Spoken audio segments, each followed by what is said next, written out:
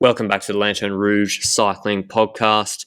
Apologies for the delay, not Benji's fault, so stop sending him hate mail. It's been on my end. You probably noticed in the Israel Startup Nation podcast, my audio was a little bit funny. That's because my MacBook Pro died, and I've been fighting with Apple to get it repaired or get a new one. Finally got that, which is the video you can see if you're watching this on the YouTube channel for the podcast. And I got a new microphone, so hopefully I sound a lot better. Benji says I do, but I don't really trust him most of the time. We're here today to talk to you about Marc Hirschi having his contract terminated at Team DSM, formerly known as Team Sunweb. So, Benji, can you run us through what has actually happened so far and what are, and then what are the rumors? And then maybe we can also discuss why it's happened and who we're expecting to go. And it's an interesting topic that there's an interplay here of contractual stuff and rider styles as well. But what's happened so far? So the basic storyline started yesterday. That's the 5th of January at about 5 p.m. where a press release was made on Twitter and on the website itself by Team DSM, which is the former Team Sunweb, that Team DSM and Marc Hirschi are parting ways for the 2021 season. Thanks for everything, Marc. And then a bit of a professional short text without any information really past the fact that they're parting ways. So the entire internet was on fire from that point onwards. Who's the team he's going to? Where is he going to? Why is he gone from Team DSM? All stuff like that. And I think the general feeling that people were thinking of directly were the team needs to have money. So directly people are thinking at Ineos, UAE, Jumbo. Those are the three teams with money to pay someone like Marc Hirschi. And well, eventually, after a good 1 hour of people discussing it, me posting on Twitter that I thought it was Intermarché because Intermarché has 11 letters and Marc Hirschi has 11 letters as well. Great theory. Flawless logic. Yeah, and it just didn't really seem to play out that way. We are not fully certain, but there's one news source. I'm not sure they've actually got proper papers these days, but an actual news source that is Wielerflits, which is one of the more reputable news sources when it comes to Netherlands and Belgium. And they brought out that Marc Hirschi has chosen to go to UAE, which is, on a financial side, not surprising. But we do have to add, this is only said by Wielerflits so far, so it's not 100% confirmed, but knowing that they're putting their integrity on the line as Wielerflits, I think that we can base off of that they trust their source so much, so it has to be somewhat of an internal source, that they put the integrity of their whole company on the line just for this news. So I'd say it's about 99% sure. I think the Italian guy, sorry, I do like him. He's really good. I really like his input on the cycling podcast. He does the Giro stuff.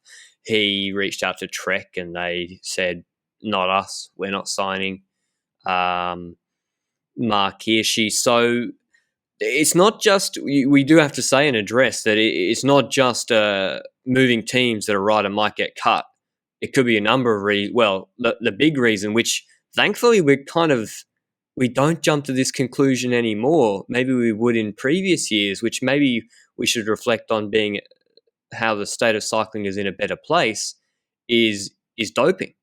And I didn't assume that, and then I realized, oh wait, that could be a reason. I don't think it is. It really doesn't seem like it is, because it's Sunweb, and this has happened many times with Sunweb that they've gone to, and we'll talk about that in a second. Riders have gone to different teams before their contract is up. The Sunweb and Hirschi, the Sunweb press release talks about his results last year and his great wins. I presume if he'd had a positive sample, then they wouldn't be, reflecting on his Tour de France stage wins last year, and see if it had been a confirmed test, even a confirmed B sample or something, you'd expect the UCI or WADA to have mentioned it. Maybe they wouldn't have, but all those three things seems to me that I'm 99.9% sure it's got nothing to do with doping, which is good. But Benji, why Sunweb, right? Sunweb's strategy has been to, we've given them credit for it. I've tweeted about it during the Giro last year. Their strategy is take talented youngsters, really young, typically younger than guys are when they're given long-term contracts in cycling, and give them a 3 to 4 year deal. And Hirschi was given, let's have a look. He was supposed to finish his contract at the end of 2021. He was on the development team at Sunweb in 2018 when he was 20, or actually 19, turning 20 mid-season. 3 year deal. He's 22 now, turns 23 in August. And they basically cut that last year. And I assumed, well, not just assumed, if you're doing this where you're signing, and UAE do it too, they gave that Spanish junior guy a 5 year deal. Bora didn't do it, and Sunweb poached Brenner from them, giving him a long-term deal at like 17, 18 years old. You maybe overpay and take a risk that they're not going to be as good, might not be good, and you're stuck with a 4 or 5 year deal or a long-term deal. But if they are good, and Hirschi is a top 5 puncher in the world, I think that's my strong view. I'd say. Yeah, I'm saying that's, you'd have to be a hater, I think, not to agree with that.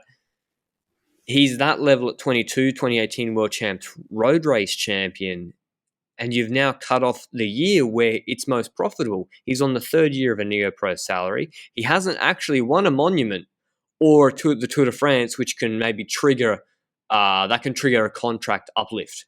I've seen that in some contracts where if they win a Grand Tour or something like a monument, it does trigger, okay, you got to renegotiate the contract or there'll be an uplift. He didn't actually, unfortunately, win Liège last year, and we thought he might have.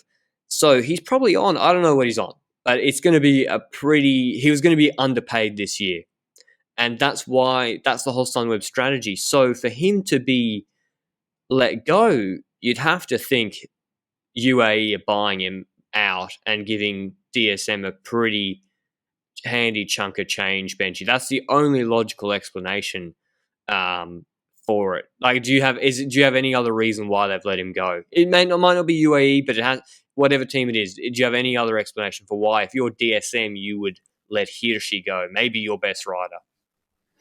Well, I think that's the first main reason one could think of, the fact that indeed money is the biggest role there. And we know that Sunweb went to DSM when it comes to sponsorship, so they changed sponsor. We don't know what the change in sponsorship money is. We don't know what the result of that is. But like you say, we see very logically that Sunweb goes for a lot of youngsters, and then when they grow up, when the moment that they extend from the team in some sort, that they become so good in a certain discipline that they need supports, that is when I see them get out of the team all the time. And this is perhaps an example with Matthews. I think he ended up riding the likes of Milano Sanremo and such. But I also felt first like monument podium. Yeah, and I felt like Sunweb went to a race like that and also didn't specify before that, Matthews your all-out leader, for example. Stuff like that. And I think that is the stuff that might lead a youngster to decide, well, I'm going to go to another team, because if you're Hirschi right now, you became, was it second in the World Championships last year as well? That is I'll read out his Palmares, because he actually didn't win that many races, but he was very, very impressive. And I think the most impressive one actually was when I was watching, because I'm trying to improve my French, I was watching the France TV footage of the Dauphiné. By the way, their commentary team is very, very good. Alexandre Pasteur, Jalabert, Marion Rousse, they're very good. But anyway, stage 4 was when Hirschi, I think the one Kemna won from Eugene to Megev. Hirschi was in the group with Alaphilippe and Co. I was like, ooh, excuse me. So then obviously stage 2 in Nice, he got beaten in the Tour de France by Alaphilippe, and that was when the whole world was like, who is Hirschi? And wasn't that when Armstrong was like, where is Switzerland? Is that or something? I don't know. Maybe it was a different rider. I think he didn't know who Hirschi was, and you could forgive him for that. Third in Laurent when he kind of botched the sprint against Pogacar and Roglic, and then he won that stage to Saran, stage 12, very impressive. Then he backed it up. Third in the World Champs road race. First at Flèche, but there was no Alaphilippe, I don't believe, or Roglic. But still, he beat Woods and Co. And second in Liège. And to be honest, I I think he was the strongest at Liège, and I think he was going to win. So I kind of credit him with the Liège victory in spirit, and that's definitely he's a rider capable of winning a monument. That's for Yeah. sure. He didn't even get to do a full Ardennes season. I think when you look at a rider like Dan Martin and Mike Woods, because not all punchers are created equally, right? So do you think, Benji, that he's more the Kwiatkowski, could kind of do well, sneaky well at Harelbecker style puncher, all round just great rider versus like a Dan Martin, Mike Woods puncher who don't have that kick? Like I think Hirschi has got a proper kick as well. Yeah, I wouldn't put him next to a Dan Martin for sure in the type of rider that he is. When it comes to the results that he can achieve, I think that he really fits with Kwiatkowski, but I also wouldn't put him really like Kwiatkowski. He's got so many different disciplines that he can do well in. For example, he was good in the Belgium Tour 2019, 2018. I don't know anymore. I think 2019 probably. 2018 is a bit too long ago for a youngster like Hirschi to already be on the scene. But I remember him doing well on couple stages there. He has mentioned already this year, or last year, because this year has been like 6 days, but he's mentioned that he will look into doing cobble races as well in the future because, well, he seems to be decent at that. And I think Oh yeah, that he he would came be able to 10th in achieve. Harelbecker.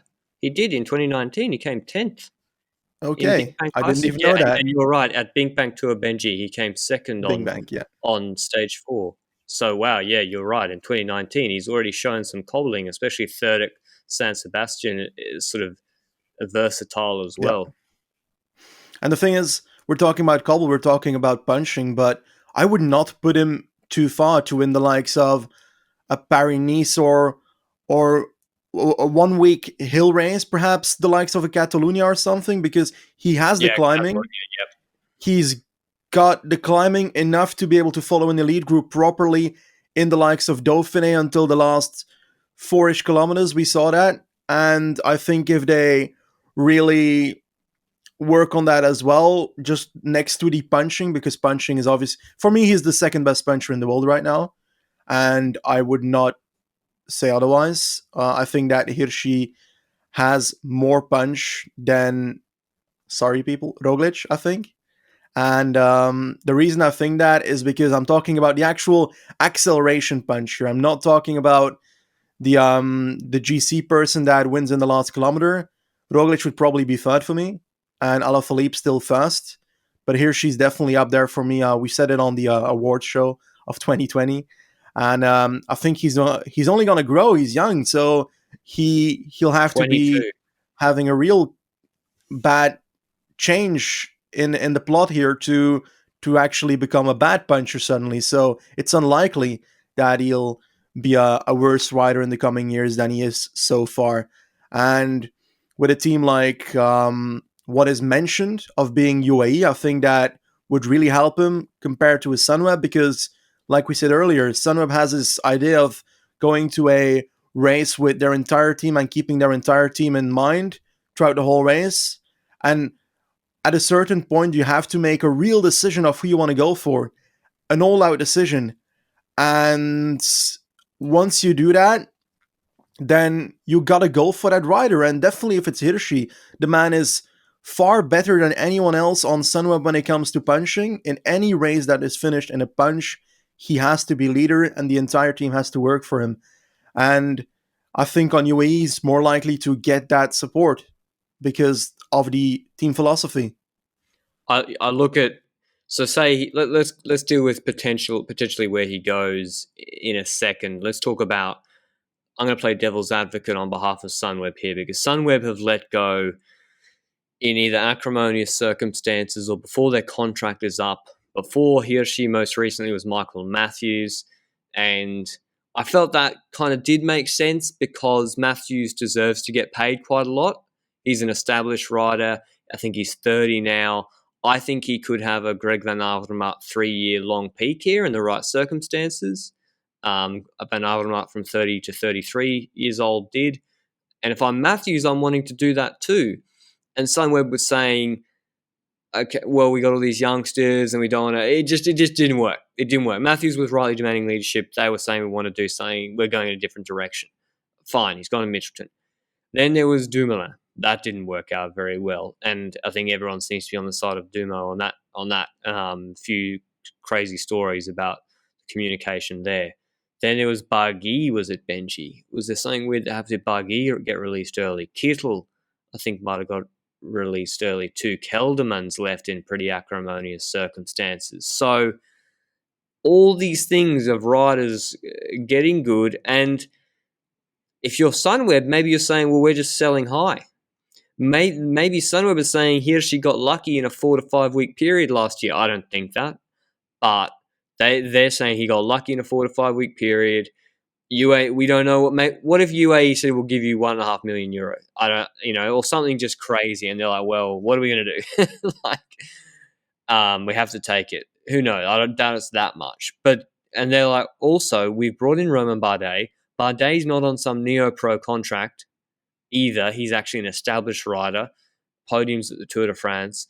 And maybe they're saying, well, we think Bardet can actually sort of fill the gap that Hirschi was doing, and there's not really space for Hirschi as a premium leader. How can we say to Hirschi... Yeah, no. I know, but how can we say these discussions are happening, Benji, and they are. I know that they're happening now about program and target races for 2021, and they happened in December, and they sit around, and Hirschi says, okay, what's the plan, guys? I'm going to be the leader for Harelbeke. Maybe not Harelbeke with Eckhoff, but whatever. He's going to say, Amstel Gold, that's me. Yep. Flèche, Liège, that's me, 100%. Tour, I'm going for stages, and you better be setting me up like you did last year too. Classica, Lombardia, that's me. And Sunweb DSM said, well, I'm not that sure. We just gave Romain €1 million a year, whatever, for 2 years to get results too. We can't promise you that. So maybe that's where this stems from too. Bardet, I think Bardet, who I've been quite critical of in the past, I think he's actually underrated now. He's got to the point of underrated, and there's been a bit of bad luck in the last, particularly in 2020, where he actually looked just as strong as some of the other guys, and just bad luck with the crash kind of ruined his season, to be honest. So I think Bardet's underrated, 7th in Paris Tour. He's kind of versatile as well. I say that, but there still was no results. There still were no results in 2020. Yep. He still only won 7 races in his career at 30 years old. So it doesn't really make sense to me. But I'll give you a right to respond to me playing devil's advocate. Why do you disagree with any of that line of reasoning I just said? I agree with your line of reasoning, but I feel like it's getting very obvious that they seem to be having some internal issue with riders taking a free role or wanting a free role in the team. The reason that Barguil left the team was because he was thrown out of the Vuelta in stage 8 because he wanted a free role and didn't agree with the race goals and tactics as well. So it's again that same principle of wanting to be bigger than the team, kind of. And I saw a reaction on Twitter by someone related to Tijmen Arensman, who is obviously at Sunweb. I checked to be sure. Oh yeah, okay, yeah. And that person ended up posting something along the lines of "already too big for the team." I hope he does well, but it's got a bit of a second taste to it, this transfer. So yeah, like it feels like you say, he was implying he or she didn't want to conform to the hierarchy. Arensman's a young guy on Sunweb too. He showed well in the Vuelta, so look out for him in 2021. But yeah, that's the thing. But Benji, what do you say if you're at Sunweb? You say, well, Marc, it's nice and all that you want leadership, but you wouldn't have had all those stage opportunities, and Kra Anderson wouldn't have won that stage in Lyon if we weren't working with the strategy of multiple potential stage winners. And what we want to do, I mean, they might not have said this, and listen, their communication with riders, I don't even think they deserve the benefit of the doubt at this point. But if I was them, I'd be saying, Marc, listen, we've got Bardet in. What we're going to do is 2-pronged attack. We're going to use Bardet and he'll attack, and that'll, that it's as good for you that Bardet's here. And yeah, Romain might win some races too, and you might have to miss out, but it's going to give you more opportunities to win races, and ultimately, it's better to be on a stronger team and have more opportunities where you're in the mix than Mark if you're the strongest rider and the definite leader, but on a team that just can't really support you at all. Is what I would be saying if I was Sunweb to Hirschi. Um, and but then and so this flows nicely into where we think he might be going. Why do you think UAE would want to sign Marc Hirschi? Is it just they want to follow the Ineos Kwiatkowski model? I think that perhaps, but I think that they will do something different than Ineos with Hirschi. I think that UAE is perhaps a team that is more looking to win more races than just the Tour de France. It's a bit harsh to say, but we know that Ineos focuses so extremely hard on the Tour de France and Grand Tours now in general. It's changed a tiny bit last year where they started focusing on all three Grand Tours a bit because they had a bit too many leaders. And that's not going to be any different this year, I think. But I would expect them to just groom him into potentially taking over Alaphilippe as best puncher in the world. He's got the skills to potentially bring fire to the knees of Alaphilippe, and there's not many people who have the talent or the potential to do something like that in the peloton. If you are UAE, you have the money to get someone like Hirschi on your team, then you might as well use him to the best of his abilities, which is getting victories in punchy races. And you could even expand that into 1 week stage races, because having Pogacar on the team is obviously going to be for the Grand Tours, mainly the Tour de France and such. But Pogacar has already shown that he's also willing to go for hill classics. And that is where my question will come in. What will happen to Pogacar for the likes of an LBL? Yep. And how will that choice be made? I would say go for Hirschi or go with two leaders, but it all depends of what Pogacar wants to do as well, because Pogacar seems like the chill guy that doesn't really care what program he gets, but I think behind the scenes is really committed to, I want this race, and now that I've won the Tour de France, well, Well, I expect to get it, kind of. I think that I think they're going to lose him kind of like Kwiatkowski, except if he or she rides for Pogacar in the Tour de France as a super Mm-hmm. domestique, and she's going to be a bit more help on the flats too than someone like Micah on rolling terrain. He's a bit more of an engine in that sense. But I think if he or she does that, then at an LBL, I wouldn't be surprised if you see Pogacar doing what he did for Roglic at Imola for Slovenia, where Yeah, okay, well, one of the guys has to attack early to draw out the other teams to actually chase, and yes, that's going to be benefit the guy sitting in. But the other guy could win if no one chases. He could win, but it's less likely. But he sort of still is going for the win. So that was Pogacar at Imola.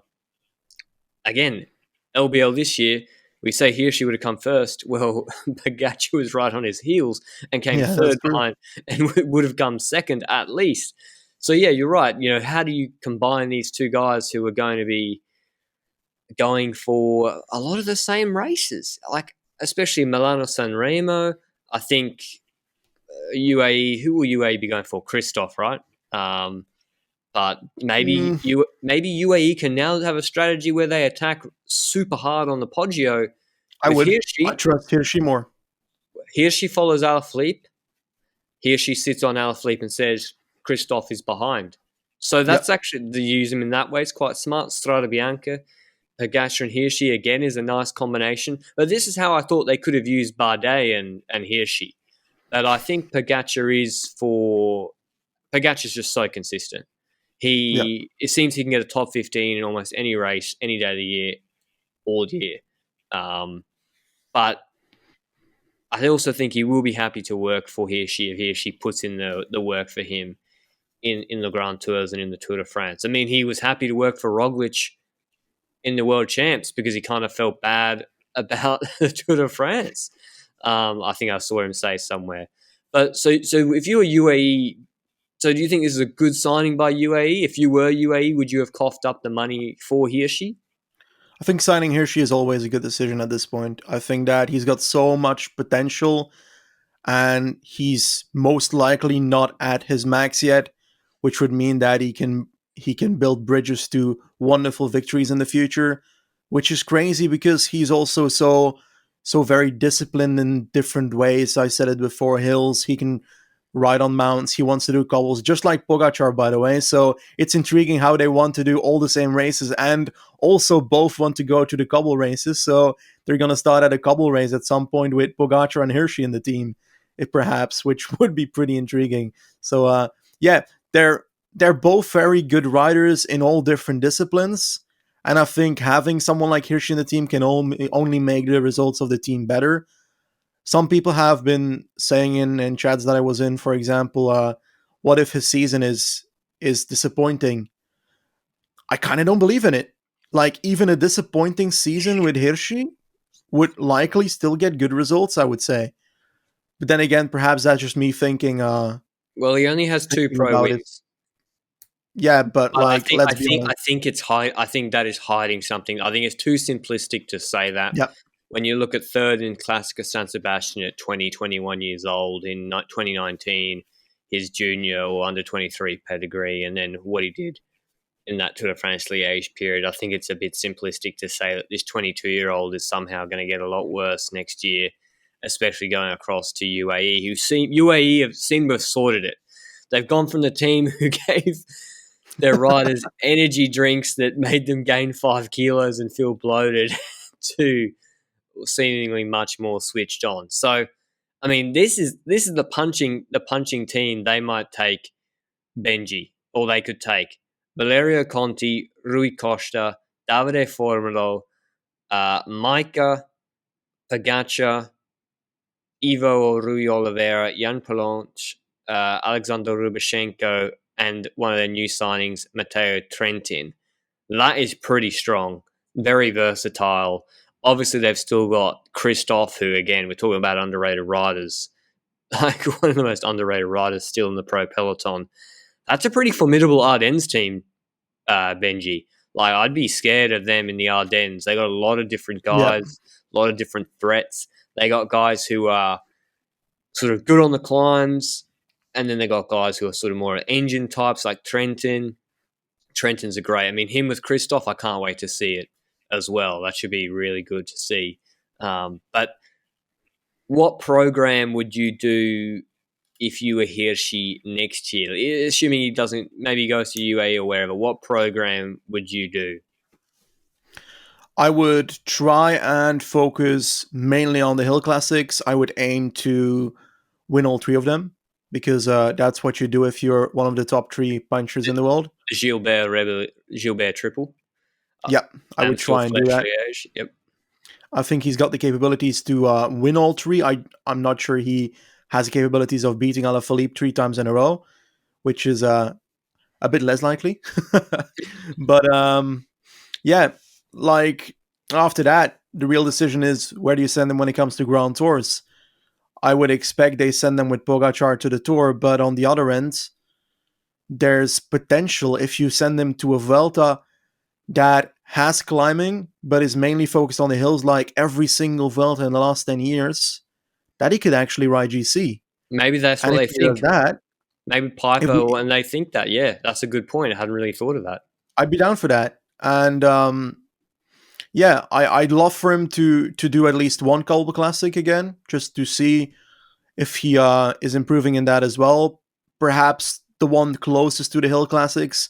What about But Chappelle? the real danger there is then would you get injured in that race, in that Cobble Classic? Would that fuck up your entire Hill Classic spot? So yeah, that's the real That question there. that's what people are forgetting about the positioning of Paris-Roubaix and Flanders in 2020 is Yeah, would Alaphilippe have gone in a normal year or Paris-Roubaix if you know there's like 50-50 chance you're going to hit the ground at some point in that race, Paris-Roubaix, and especially if it's wet. It was going to be wet, I yeah, think, in 2020. If you're a GC contender, you're taking a bit of a risk turning up at the start line versus doing 2 1 week races, Dauphiné, Paris-Nice, bang, into the Tour, sort of Froome, Armstrong style. And, I think even Armstrong used to do, like, he did a lot of the early 1 day races early in his career in like 93 to 97, but then he seemed to stop doing that. So that'll be interesting to see what they do with Hirschi. I agree with you. Like he definitely has that Evenepoel style ability as well to break away for a long period of time and attack riders and then maintain it on the flat. We saw that when he was holding his bike computer in TT position for long periods of time in the Tour. He seems comfortable sort of doing that.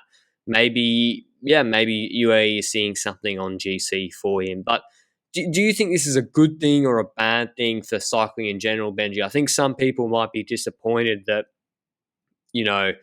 3 teams essentially are buying up all the best riders. That's if he is going to UAE, which, assuming for the purpose of this conversation, he is. Do you think it's a good thing or a bad thing?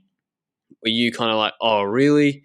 Really going to UAE? Well, I wish he could have stayed on Sunweb so there was a bit more competitive tension, etc. Or do you think, do what you got to do, get paid, my man?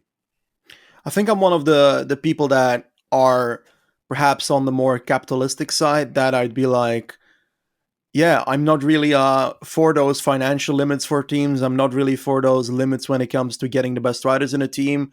I'm all for financial freedom, and therefore I'm not really against any of that. And I think that he has the right to choose his pathway in his career, and he has the right to get paid the amount that he wants to get paid if he can achieve that contract, of course.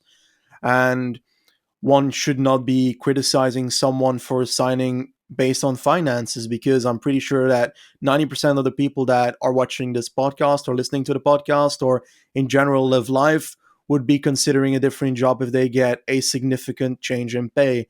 And they would not be thinking about, oh, perhaps I would be upsetting the industry that I work in if I do that.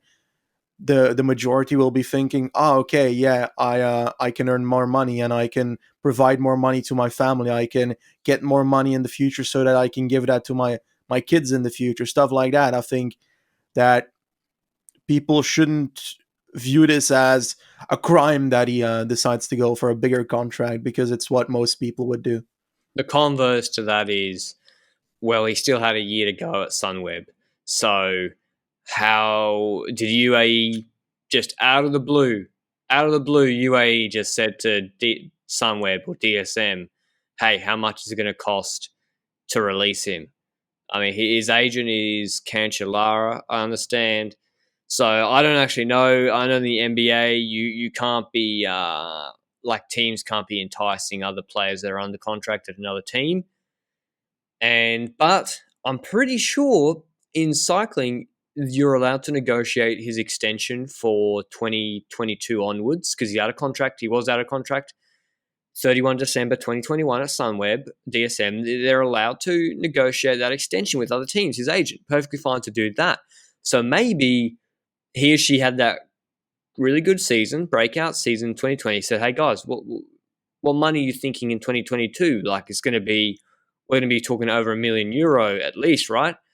And maybe DSM are like, nah, we'll give you low base with some incentives or whatever. They're like, we just can't match that. And so it's like, okay, we're going to have to go to one of the 3 teams with money.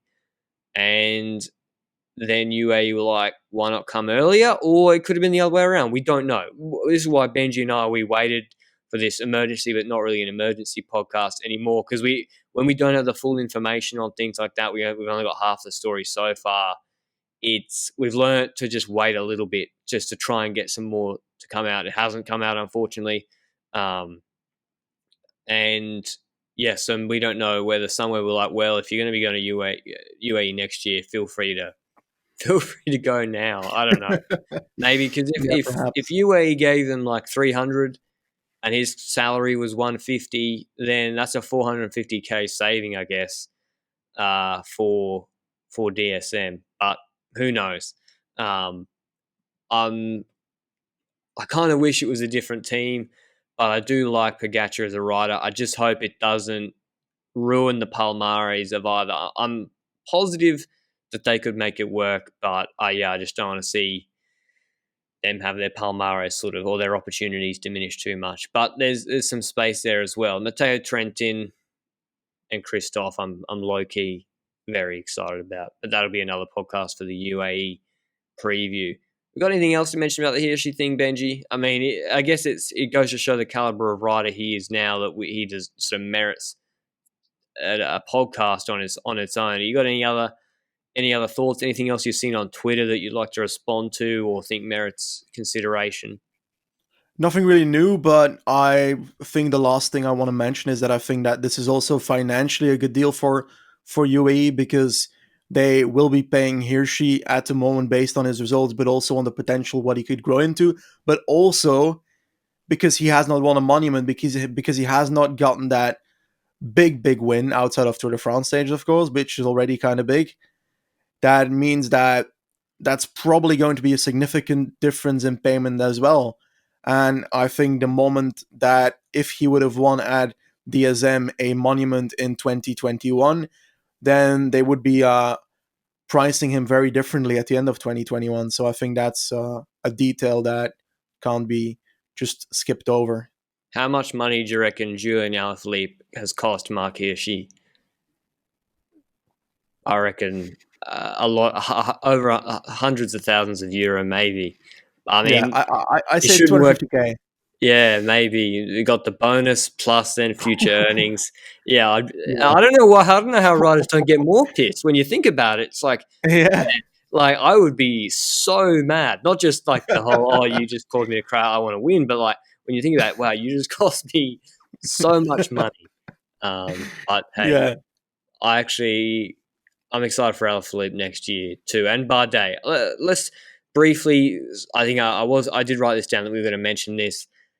The Sunweb team, they've still got Bardet. So for the Ardennes, I mentioned who UAE would have for the Ardennes. Sunweb might have Aronsman, but they've got Bardet, Tej Benoit. Brenner's on their World Tour team, and he just started. He's the title sponsor now of a Bavarian junior team called Marco Brenner. Go check them out. Jai Hindley, don't know if he can do one day races. Still got Roche. I don't know. It's looking down that team list. It's a lot. It's a lot less strong without Hirschi on there, even with Bardet, and especially with Matthews leaving too.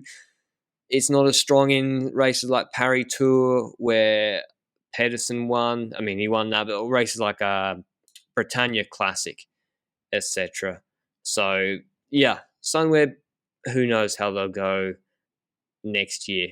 You got any other news on Benji? I think the other spicy things have been happening are the La Flamme Rouge popularity polls that have been going on. I think Benji just got knocked out in the Yeah. quarterfinals or Yep. in the last 8.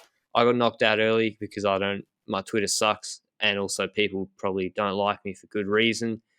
But yeah, let us know down below. A, does my mic sound like it's fixed and it's better? B, what do you think of the Marc Hirschi signing? Do you think he's going to UAE? Why do you think he's left Sunweb DSM? Why do you think he wants to leave there? And what do you expect from him next season? Who do you think is to blame? Do you think there is a inherent problem with Sunweb and the way their team works? It seems to work well when the riders for their first couple of wins, but after that, it seems to break down. I think there's a communication issue at that team, and I'm not just inferring that. Even if you watch the documentary stuff they put up about the Giro, some weird stuff in there too. Read just even their DS coach communication with the riders. But I think that's all from us today. We'll be coming back with the team previews. We're going to have Jack Haig on as part of the Bahrain Victorious team preview, and we're going to try and get some other pro riders on as well. So if you're a pro rider and you listen to this and you're on a World Tour team, feel free to reach out if you want to be on one of the previews. I know that all the other teams are represented. But that's all from me and Benji. See you later. Ciao.